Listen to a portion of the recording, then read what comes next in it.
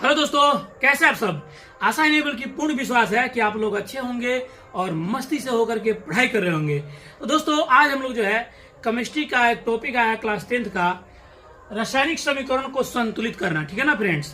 तो देखिए हमने एक यहाँ पर रासायनिक समीकरण लिखा है H2S प्लस SO2 अभिक्रिया सल्फर और प्लस H2 है कि नहीं है। हाइड्रोजन सल्फर और सल्फर डाइऑक्साइड से जब अभिक्रिया करेगा तो सल्फर और जल का निर्माण होता है। तो फ्रेंड्स इस समीकरण को सबसे पहले आप समझ लीजिए कि अभिकारक और उत्पाद क्या है। तो अभिकारक में दो या दो से अधिक जो है तत्व भाग लेते हैं, यौगिक भाग लेते हैं, ठीक है ना। और जब भाग लेते हैं तो तीसरा नया पदार्थ का जो निर्माण होता है उसे ही हम उत्पाद कहते हैं। ठीक है ना फ्रेंड्स, हमने लिख दिया यहाँ पर उत्पाद सल्फर और जल यानी H2O। तो देखिए फ्रेंड्स, इसको अगर हमें संतुलित करना है तो सबसे पहले संतुलित करने के लिए लिखा हमने अनुमान विधि से समीकरण को संतुलित करना सीखे। ठीक है ना।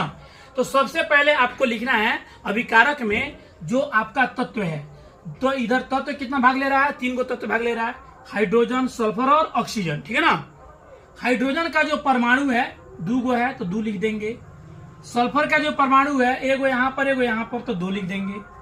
और यहाँ पर ऑक्सीजन है तो ऑक्सीजन का परमाणु 2 है तो 2 लिख देंगे। ये हुआ अभिकारक में परमाणुओं, तत्व के परमाणुओं की संख्या। अब आते हैं इधर उत्पाद में। तो उत्पाद में देखिए यहाँ पर हाइड्रोजन सल्फर ऑक्सीजन है। हाइड्रोजन का जो है 2 परमाणु है, सल्फर का 1 परमाणु है और ऑक्सीजन का भी 1 परमाणु है। तो फ्रेंड्स बैलेंस इक्वेशन संतुलित करना, यानी दोनों तरफ जब परमाणुओं की संख्या बराबर रहेगी तब वह समीकरण संतुलित होगा, अन्यथा संतुलित नहीं होगा।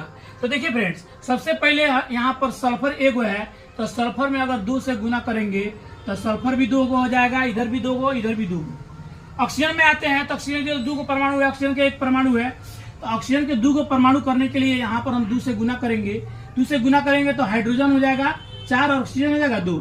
तो ऑक्सीजन के परमाणु 2 बनाने के लिए यहाँ पर देखिए हाइड्रोजन के परमाणु की संख्या क्या हो गई, बढ़ गई। तो यहाँ पर 4 लिख देंगे। ठीक है ना। फिर यहाँ पर 4 बनाने के लिए यहाँ पर 2 से गुना करेंगे तो इसका भी हो जाएगा 4। फिर यहाँ पर सल्फर हो गया 2 1 3 हो गया यहाँ पर सल्फर। ठीक है ना। अब इधर सल्फर 2 है तो यहाँ पर 3 से गुना कर देंगे फ्रेंड्स, 3 से, तो यहाँ पर 3 हो जाएगा।